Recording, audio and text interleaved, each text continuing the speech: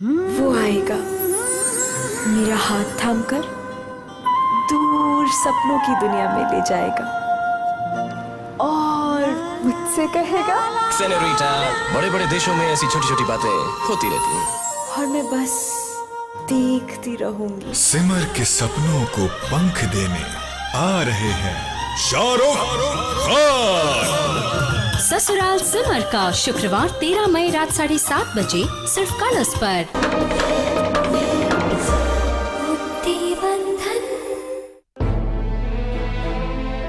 वैभव विरानी लेकर आए ने? जी हाँ, और दिन में 2-3 बार फोन करके इनकी प्रोग्रेस भी पूछते रहते हैं।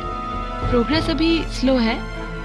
जिनको इतने सालों से शराब की आदत हो उनको थोड़ा वक्त तो लगेगा ही, पर मिस्टर वैभव विरानी ने कहा है किसी भी हालत में इनकी आदत छुड़वानी होगी।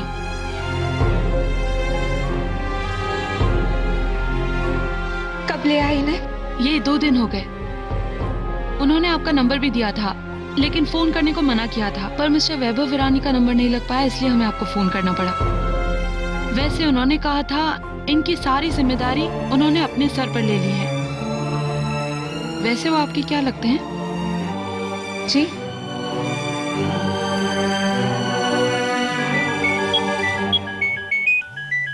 Excuse me. हेलो जी मम्मी जी।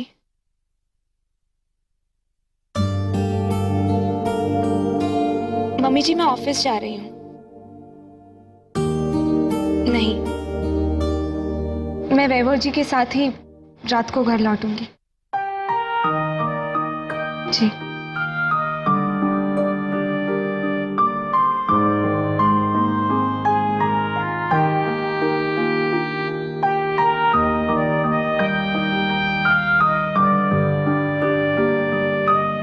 वो मेरे पति लगते हैं।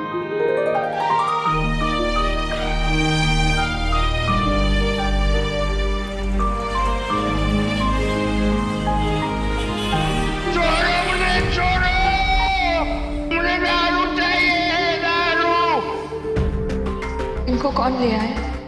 मिस्टर वैभव विरानी। मेरा पैसा चोरी करके भाग रहा था ये।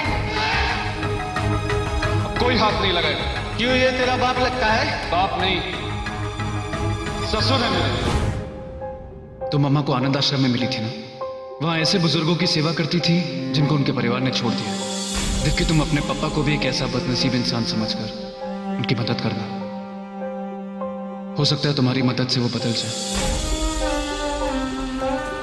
ड्राइवर, मुझे वैभव साहब के ऑफिस छोड़ देना, फिर गाड़ी घर पर रख देना। आज मैं वैभव जी के साथ ही घर जाऊंगी।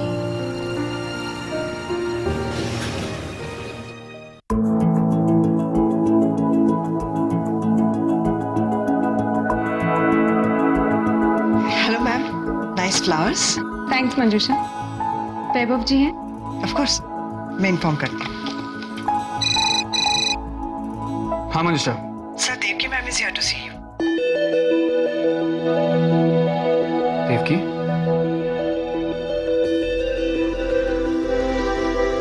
देवकी, सॉरी मेरी एक मीटिंग है और कुछ लोग कॉन्फ्रेंस में मेरा इंतजार कर रहे हैं। मैं अटेंड करके आता हूँ और फिर हम साथ चलते हैं। मैं इंतजार करती हूँ।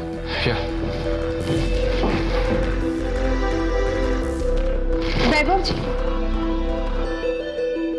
मैम, मैं आपके लिए कुछ चाय कॉफी मंगाऊं? No thanks.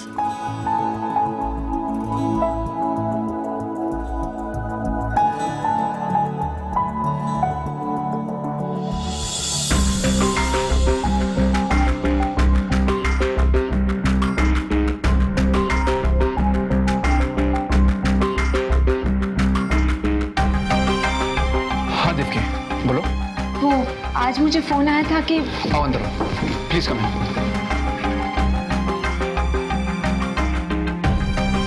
हाँ बोलो देवकी, कुछ काम था?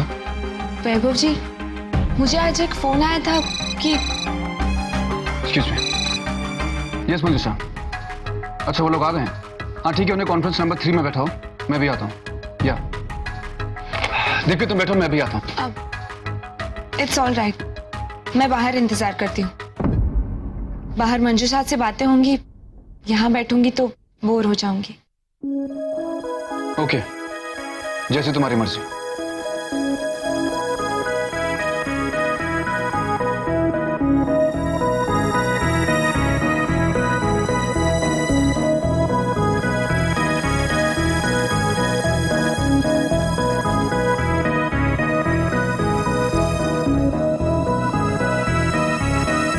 Can I? Yeah, sure, by all means.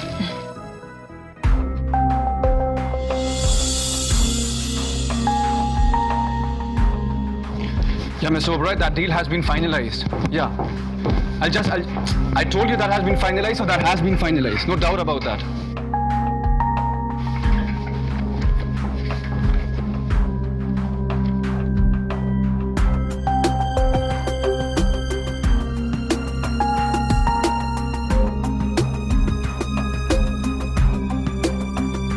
Yeah, Mr. Sethi, we have confirmed Mr. Bachchan as a brand ambassador. Yeah. These are the documents. Please send it to Mr. Bachchan today.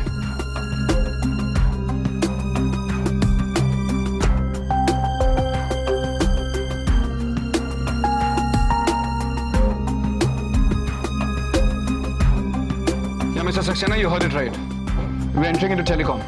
Mr. Saxena, my words are my commitment. Please note it down. वैभव जी,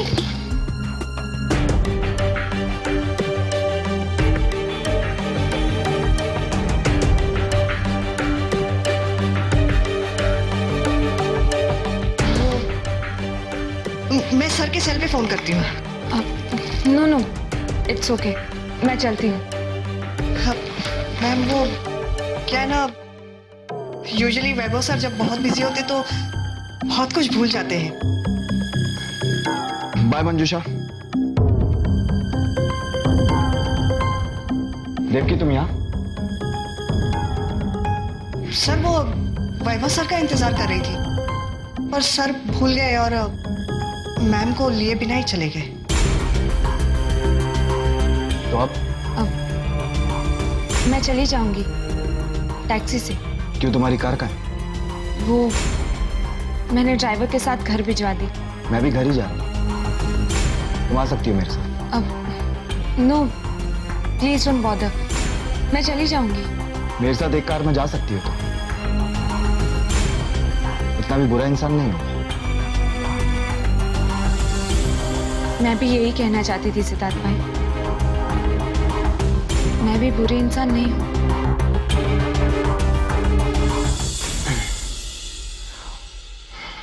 चले?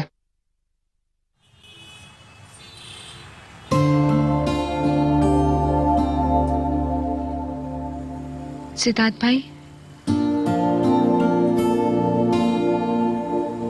मैं आपसे माफी मांगना चाहती हूँ। मैं आपको किसी भी तरह की तकलीफ नहीं देना चाहती थी। आपकी जाती जिंदगी में दखल देने का मुझे कोई हक नहीं है, पर मेरे मन से आपकी कही हुई एक बात हट नहीं रही थी सिद्धार्थ भाई। आपको याद है जब मैं पापा जी से मिलने और उनसे माफी मांगने ऑफिस आई थी, तब आप ही ने मुझे सच्चाई और हकीकत के बीच का फर्क समझाया था।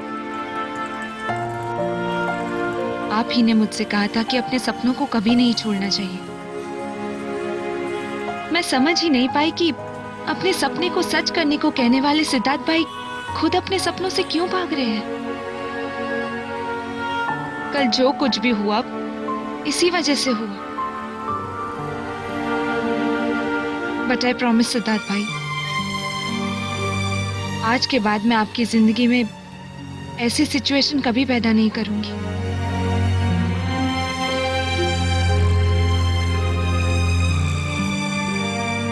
अगर निराली से ऐसी गलती हुई होती तो आप उसे माफ कर देते ना। मुझे भी अपनी छोटी बहन समझकर माफ कर दीजिए ना सिद्धार्थ भाई।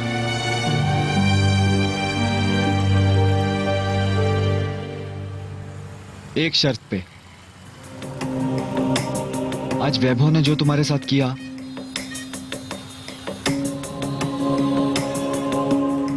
अगर वो दोबारा तुम्हारे साथ वैसा करे तो तुम कभी भी उसे माफ नहीं करोगी। और आप भी उन्हें माफ नहीं करेंगे। प्रॉमिस? मैं उसे आज से ही माफ नहीं करूंगा।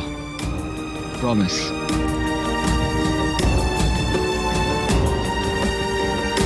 लॉन्ड्री से गर्म कपड़े आ गए? जी मैम। ठीक है, तो उन्हें वैभव सर के रूम में रख दीजिए और साथ में 2 सूटकेसेस भी रख दीजिए। Yes ma'am. अरे वैभव, हेलो माँ। तुम आ गए।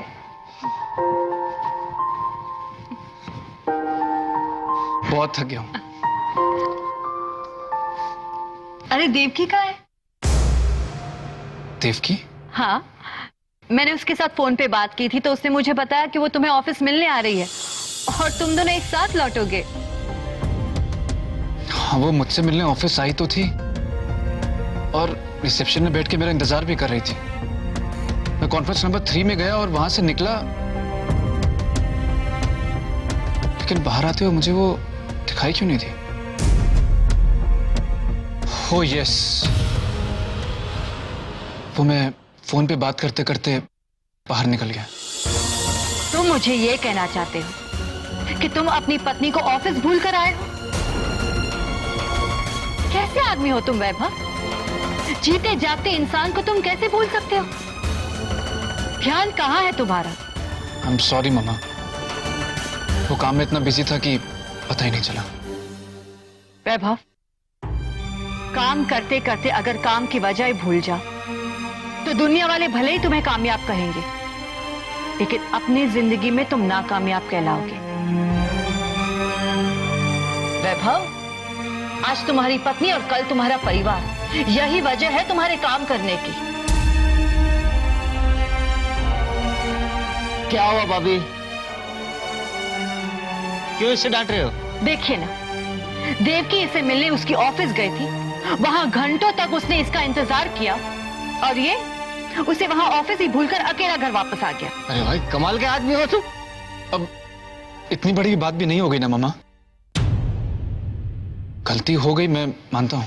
छोटी छोटी गलतियां ही वो छोटी छोटी दरारें हैं जो किसी दिन रिश्तों की इमारत गिरा देती है। ठीक है, मैं उसे लेके आता हूँ। देवकी मेरे साथ है वैभव।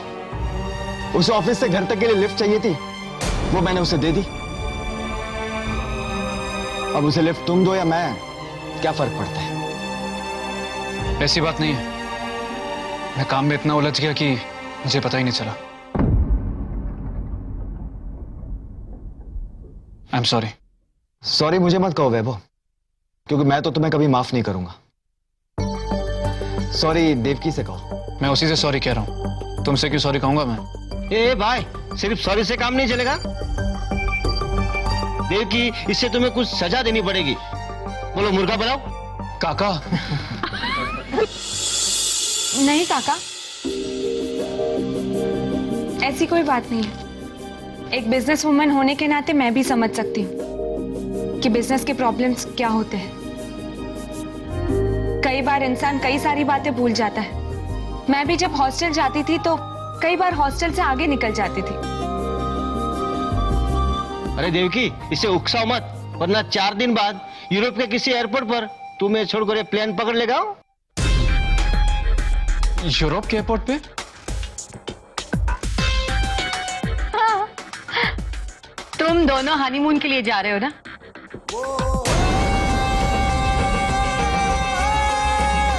तुम्हारे पापा ने पूरी आइटिनरी तैयार करवा दी है और टिकट्स भी बुक करवा दी है। शायद यही बताने के लिए देवकी ऑफिस आई थी। हनीमून? पर हनीमून हम अभी कैसे जा सकते हैं मामा? आई मीन देवकी का एविएशन डील है, मुंबई फ्लोट से मुझे काम करना है और नेक्स्ट वीक सिंगापुर से होटलियर तेजा सिंह आ रहे हैं। नेक्स्ट वीक उनके साथ डील साइन करनी है। और वैसे भी बिजनेस में अपॉर्चुनिटी इंतजार नहीं करती। हम भी कहाँ मौके का इंतजार करते हैं वैभव। हम तो अपने मौके बना लेते हैं, इसलिए तुम बिजनेस की चिंता मत करो। एविएशन डील की तारीख अभी बहुत दूर है और तेजा सिंह को मैं कह दूंगा कि हम अगले महीने मिल जाएं। वैसे भी हम मीटिंग कैंसिल करेंगे तो उनको लगेगा कि हमें कोई बहुत गरज नहीं है उनकी, नेगोशिएशंस में फायदा ही होगा।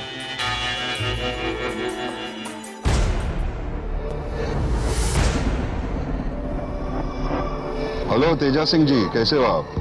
भाई एक रिक्वेस्ट थी, आप इस हफ्ते का आना कैंसिल करके अगले महीने आ सकते हैं क्या?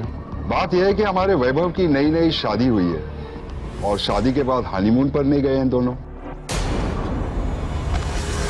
तो वैभव की मम्मी ने तय किया है कि दोनों 15 दिन के लिए यूरोप घूमने जाएंगे। भाई ये बात आप खुद ही कह दीजिएगा उसे फोन करके। मैं और उसकी मम्मी सिर्फ आशा कर सकते हैं कि वो हनीमून से अच्छे समाचार लेकर लौटें। Thank you very much. लो, प्रॉब्लम सॉल्व हो गया, वो अगले महीने आ रहे हैं और तेजा सिंह ने कहा है कि वहां से लौटते हुए अच्छे समाचार लेकर आना दोनों।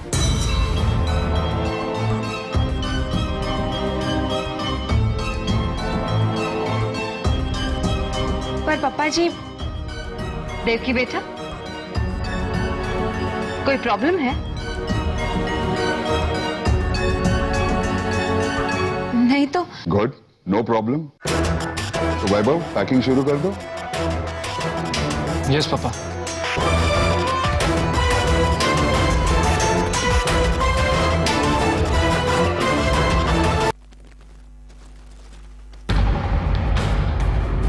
यूरोप नहीं देखा?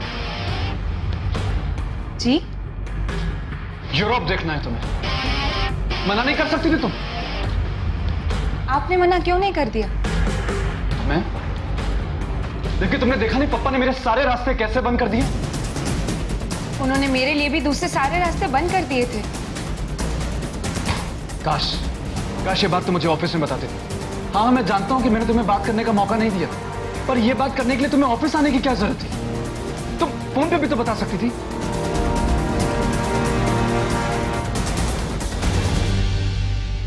मैं तो ऑफिस आपको थैंक्स कहने आई थी वैभव जी।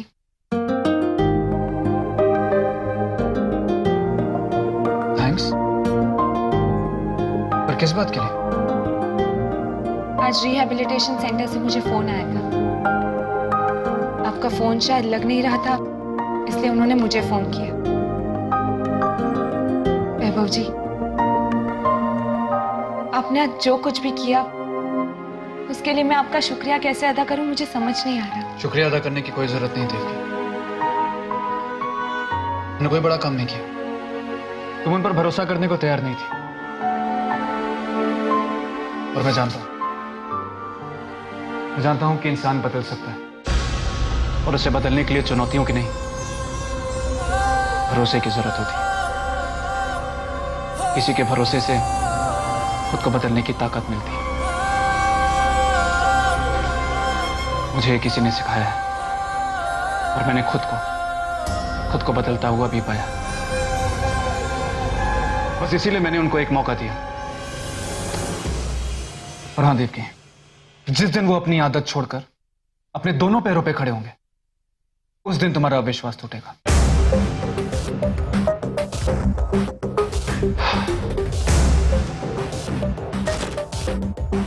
और हाँ देवकी, हम ये हनीमून पर नहीं जा रहे हैं, किसी हालत में नहीं।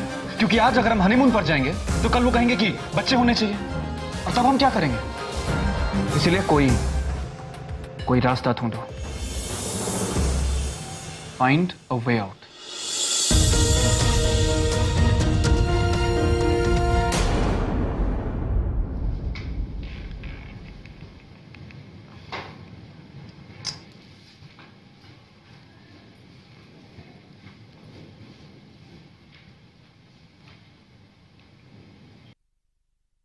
थैंक्स। तेजा सिंह जी को फोन करके आपने अच्छा किया, वरना वैभव हनीमून पे जाने का मौका ही टाल देता। जब पति बिजनेस में इतना उलझ जाता है कि अपनी पत्नी को ही भूल जाए, तो शादी की नींव डगमगाने लगती है। पति पत्नी को कुछ वक्त सिर्फ एक दूसरे के साथ बिताना चाहिए। तुम मुझे सुना रही हो? नहीं, हमारे बीच कुछ सुनने सुनाने का वक्त बीत चुका है, पर मेरे पास हमारी शादी के पहले कुछ साल थे जब आपका ध्यान सिर्फ मेरे पर था। देवकी को कम से कम उतना वक्त तो मिलना चाहिए ना।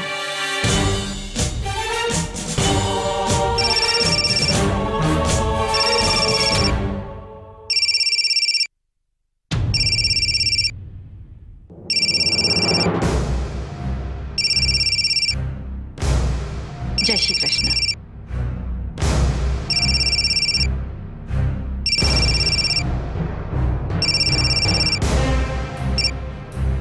हाँ बोलो, क्या बात कर रहे हो?